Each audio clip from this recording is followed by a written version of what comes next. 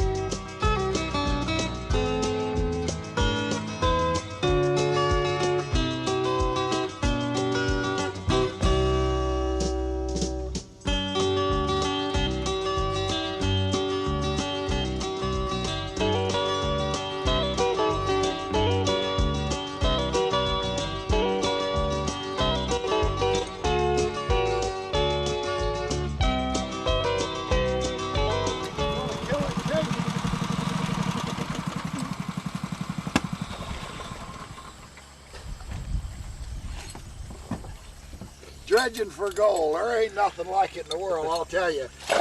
Boy, that's something down there, huh, Lou? Sure is. The water a little bit cold. We're sure having some time down there.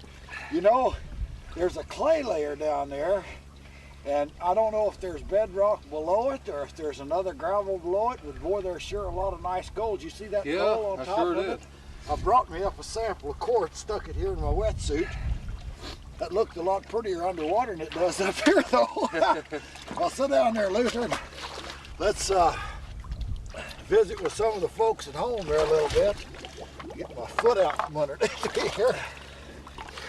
You know, a guy's pretty agile underwater, but he gets up here on the surface, he really struggles around with this stuff, but it's a lot of fun. You're from Tennessee, huh, Luther? Yeah, I'm from Coker Creek. Coker Creek, a lot of gold down there in Tennessee? Yeah, it's quite a little bit. It's mostly little flakes, small pieces. Yeah, this is Luther Smith, and Luther and I get out and do a little dredging once in a while together. We haven't been out as often as we'd like, but we get out once in a while and dredge for gold. A lot of people say there isn't any gold left anymore, Luther. What do you think about that? They just don't know the truth. They don't know the truth. There's a lot of gold left. As a matter of fact, the geologists say that less than 5% of the available gold's ever been taken out of the United States, and there's a lot of gold in Tennessee yet, isn't there? Sure is. And Georgia, North Georgia, and North Carolina, and Virginia, and all through that part of the country, there's a big gold belt, and a lot of gold runs through there. That's a real interesting looking piece of quartz, isn't it? Yeah, I showed that to you underwater. You didn't get the message on my watch, did you? Did you see that message I had rolling there for you on that watch underwater? No, I tried to show that to you. I thought you was asking me what time it was. No, Tom, he programmed a message on my watch that's kind of comical, so I thought I'd show that to you underwater. What we've got down there, and this is so often happens, is that we've got a nice layer of hard pack right on top of the clay layer, and you can see the little tiny flakes laying right on top of the clay, and occasionally we pick out a nice little picker of gold out of that. And boy, did you see the fish down there? Yeah, you know, you got pets made out of them, got them named. They come and they hang around there while we're dredging, and they pick up anything that we disturb. They pick up the food. Yeah, if there's a little grub or worm or fly or something, well, they get right after it. Yeah, they sure do. No, we're gonna go back down and do some dredging, and just let you know what we're doing. We're working in this little creek, and we've got us a pretty good hole working there, and we bring the material up and we suck it through a gold dredge. It comes up, you know, we're using a 6-inch dredge. We got Jake tending for us, and the material comes up. Let me get over there and just give you an idea how this dredge works. these are our pumps, and they suck the water in and force it through a venturi and a high pressure, and that comes up, and then our big 6-inch hose just works like a vacuum cleaner down there, Luther, and Luther and I go down and we take turns working the nozzle and pitching rocks out of the way for one another, and we don't work hard doing it, but we get our exercise for sure, and we throw those rocks out of the way, and then we work that, and the first time it rains, why, this hole, you won't be able to see that it's here. The water will come down through here and fill it back in on us, but it's a pretty good deal. And so these suction dredges, they don't take anything out of the stream or add anything to them, and then what happens is as we vacuum the material up, the gravel runs out over this sluice box, and the heavy gold, which is heavy, will drop down into the riffles, and the lighter rocks will go out over the top of it, leaving the gold concentrate down in the riffles of our sluice box. And the little tiny particles of gold, we've got a grizzly in there, and by that I mean we've got a screen that sizes the material, and then only 1/4-inch material will go through that screen.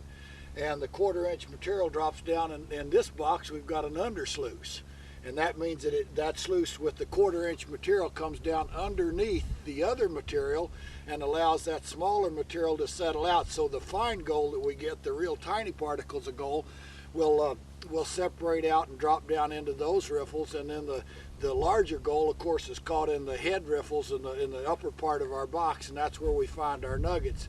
And the dredges work pretty good, and a lot of guys that took up scuba diving, I used to dive commercially, and I know you used to dive too, and we'd go out and scuba dive and look at fish, and now we're able to take that information that we got, you know, and the diving techniques that we used, and put them to a practical use of getting gold. I know you get a lot of gold, Luther. What's the biggest strike you've ever made with the gold dredge? Well, we got about 1.5 ounces in 20 minutes. About 1.5 ounces in 20 minutes, and what's the most that you've ever got in a season? I guess about 7.5 ounces. Yeah, I hit a hole one time on the Stanislaus, Luther, and took out over 800 ounces in 2 weeks. I know it. That just boggles my mind. Boy, I'll tell you, that only happens once in a lifetime, and I really feel fortunate that happened. Anyway, this is Luther Smith from Coker Creek, Tennessee, and any of you guys that get back that way, well, be sure and look him up, because old Luther's a good dredger, and he'll point you in the right direction to find some gold. Luther, we're going to bring Jake on here in a few minutes, and Jake's going to give us a whole bunch of different places that you can go. Hopefully a place right close to you, whether you live in California, Oregon, Washington, Tennessee, or Alabama, or wherever. Jake's got a place where you can go dredging, keep all the gold you find, or go out and high banking or whatever. And Luther and I are going to get back in the river and find that big one. I saw one down there, I think as big as that rock we're standing on. Luther, let me help you on with that weight belt. And Jake, we'll get them engines fired up, and we'll get back in the water, and maybe they'll break and go to a commercial while we're in there. And then we'll come back and see if we got any gold.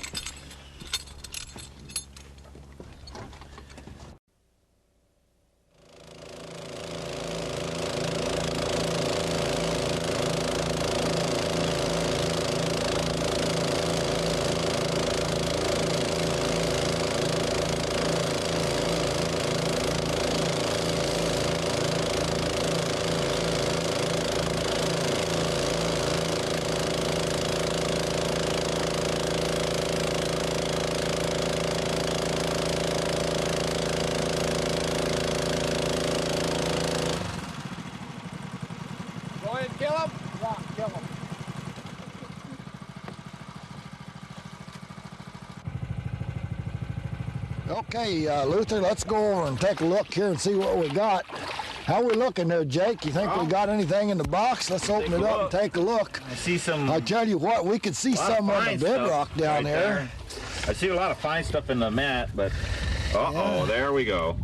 I can see it right off the bat. Here, look at this, look at this. Woo, doggies, look at that. There's another one. Let me get that one out there and hand it to you, man. We've been down that cold water. It's about time we found something, huh? Look at the flake right there. Look at here. Look at I tell you, it don't get any better than this, Luther. It don't get any better than that. Let me get this other one out here and lay it in your hand. Look at all the little flakes here laying on that Pick back. that one out, Jake. You don't have to dump it. What's the matter? Look at that big piece of hematite. You see that hematite there? Look at that there, man. Now look at that gold. Where's But I another can see it all through this mat here. This piece of hair all through We're here. going to have a good cleanup. Who said all the gold been taken out of this country? What's that nugget there? That's worth a couple of $100, huh? Sure is. Maybe $3. This one over here is worth $75. Yeah. We didn't get skunked today. They didn't. Well, they it's didn't loot loaded that in here. loot. You look at this There's some mat, little stuff in all there. kinds of Man, gold in look there. at all that fine gold. You said, I thought you said you Look at saw it. another one in there. There. Well, I hand you to say, Look at all them little pieces Look at in all the little pieces in there. Oh man, that's great. Well, listen. Super. What we got down there, Jake, is we got this clay layer, and Luther kind of thinks that maybe it's a decomposed bedrock, that there isn't any gravel down below it. And it's kind of a decomposed. Seen It's that. got gravel down in it a ways, and I think what we got to do is rig us up a flusher and put on this dredge. Now let me tell you what a flusher is for the guys that's watching out there. A flusher is a high-powered water, and we got one over here set up, and it's on a garden hose, and then we can just take it down there and turn it on and blow that stuff up, and we get a nice area eat out down there. I think we're going to get a lot of gold out of that. Luther and I were talking about Tennessee earlier, Jake. We Yeah. said we was going to bring you on, that you had some places. Jake's got some places where we can go mining.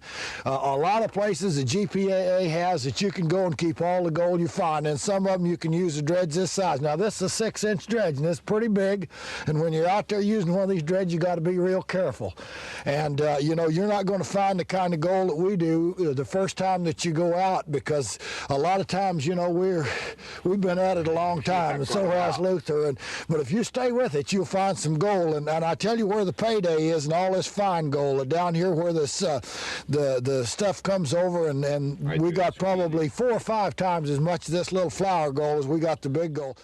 Well, old Luther and the Buzzard. Somebody told me one time they saw that and it looked like Shamu and the Loch Ness Monster coming up out of the water there. But we're going to take a commercial break, and when we come back, we're going to go out to one of Buzzard's secret creeks, and maybe he'll tell you where it's at.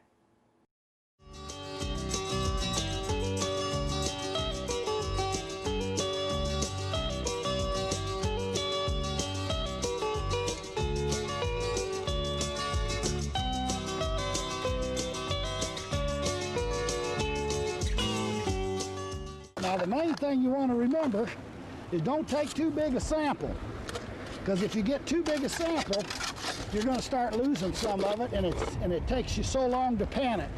So we're just going to take out a couple shovels full here, and then when we want to heap our box plumb full, heap that old pan plumb full is when we go back down there to start running it through our sluice. Let's take one more sample, make sure that we're getting some pretty good gold before we commit ourselves to that spot.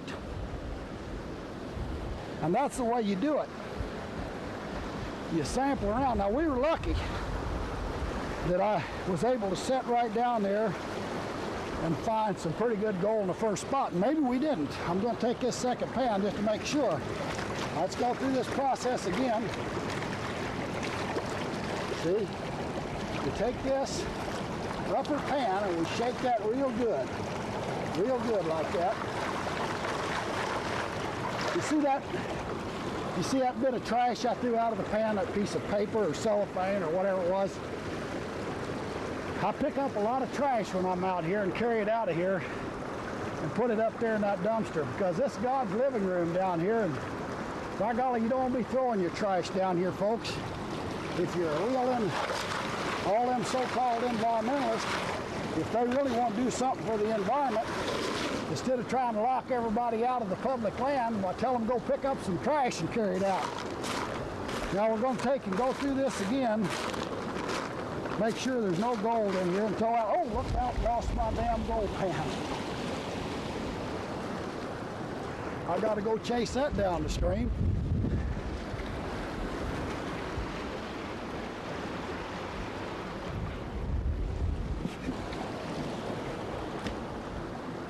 Well, I got that pan. Let that sucker get away from me. But I saved the pan, lost the gold out of it though. But I didn't lose what I got in my snuffer bottle. I still got a little bit in here, and you can hear it in there. So it hadn't been a total loss here. Didn't lose that gold pan. But boy, she's sure clean. Well, I tell you what, let's do. Let me dump that stuff there. Anything can happen when you're out here prospecting, folks. It can happen to me. You want to be extremely careful. You don't fall and break a leg or something. Let's go up and get some more material. And this time, instead of fooling around there with that gold pan, I'm going to take it up and run it through the sluice box. So we'll just go ahead and heap that old pan plumb full. Well, if I keep getting close to losing pans like that, I'm going to want to send off for 2 or 3 of them specials that GPAA's got going. Get me some more free pans. I tell you what, that's a good idea, because you will lose a pan from now and then, and you know, I've lost some. I was able to catch that one, but I've lost some pans. Let's put this material through the sluice box, and I believe that they got that you can write into the club if you don't need it. Well, what we're doing now is we're just taking this material and we're just running it through kind of slow. Now, we'll wash off those rocks. You notice that this time I'm not screening the material, see? Because I'm just kind of washing it off. It doesn't hurt to screen it going through a sluice box.